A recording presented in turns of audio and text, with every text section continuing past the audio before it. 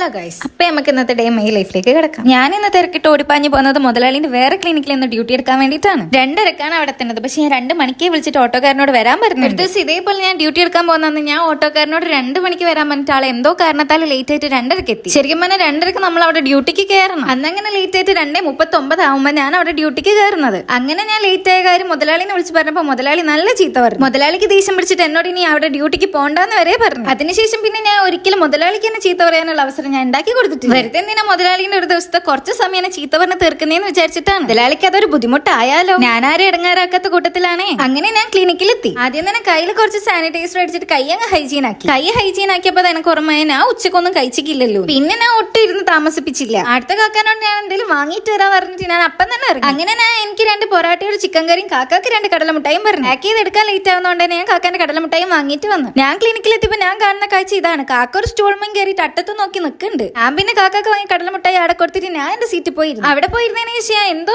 പോലെ കുറെ നേരം അങ്ങനെ ഇരുന്നു. അങ്ങനെ എനിക്കുള്ള ഫുഡ് എത്തി. കാക്ക ഇവിടുന്ന് ഒരു പ്ലേറ്റിൽ ഒപ്പിച്ച് കൊണ്ടുതന്നൊക്കെ എനിക്ക് കഴിക്കാം. അങ്ങനെ ഞാൻ ഫുഡ് കഴിക്കാൻ വേണ്ടി ഒരു ഒപ്പിയിലാണ് കുത്തിരുന്നത്. ഞാൻ അവിടെ കണ്ടതിൽ ഏറ്റവും നല്ല ഒപ്പിയായിരുന്നു അത്. അതിന്റെ ഉള്ളത്തെ ഗ്ലാസ് കൂടെ നോക്കിയിട്ട് പുറത്തത്തെ എല്ലാ കാഴ്ചയും കണ്ട് അങ്ങനെ ഇരിക്കും. പക്ഷെ എനിക്ക് നേരെ ഇല്ലാത്തതുകൊണ്ട് ഞാൻ അങ്ങനെ ഇരുന്നില്ല. ഞാൻ വേഗം ഫുഡ് കഴിക്കാൻ തുടങ്ങി. അങ്ങനെ ഫുഡെല്ലാം കഴിച്ച് നീ കുറച്ചു നേരം പണിയെടുക്കാൻ പോയി. പുതിയ വന്ന ഇഞ്ചക്ഷൻസും കാര്യങ്ങളൊക്കെ അതൊക്കെ എടുത്തു വെച്ച് പിന്നെ ഞാൻ പിന്നെയും പോയി കുറച്ചു നേരം കുത്തിരുന്നു. അപ്പോഴും എനിക്ക് മാത്രമേ ഇവിടെ പണിയില്ലാണ്ടിരുന്നുള്ളൂ. കാക്കൊക്കെ അവിടെ നല്ല പേഷ്യൻസ് ഉണ്ടായിരുന്നു. ആയിരത്തും കുറെ നേരത്തേക്ക് നീണ്ടില്ല. അപ്പത്തേക്ക് എന്നെ കൂട്ടാൻ വേണ്ടി ഒരു കുട്ടി വന്നു. ആ കുഞ്ഞിന്റെ ഉപ്പാപ്പക്ക് വയ്യ. അപ്പൊ വീട്ടിൽ പോയി ഇഞ്ചക്ഷൻ വെക്കാൻ വേണ്ടി കൂട്ടാൻ വേണ്ടി വന്നതാണ്. ഞാൻ കുഞ്ഞിനെ എന്തെങ്കിലും ചെയ്താലോ എന്ന് മേടിച്ചിട്ടൊന്നും കുഞ്ഞ് 100 മുന്നിൽ ഓടുണ്ട്. പിന്നെ ഞാൻ ഈ ഉപ്പാപ്പക്ക് മുന്നിൽ ഇഞ്ചക്ഷൻ വെക്കാൻ പോയ ഒരു ഓർമ്മയിൽ വഴി അറിയുന്നോണ്ട് ഞാൻ അങ്ങനെ നടക്കണം.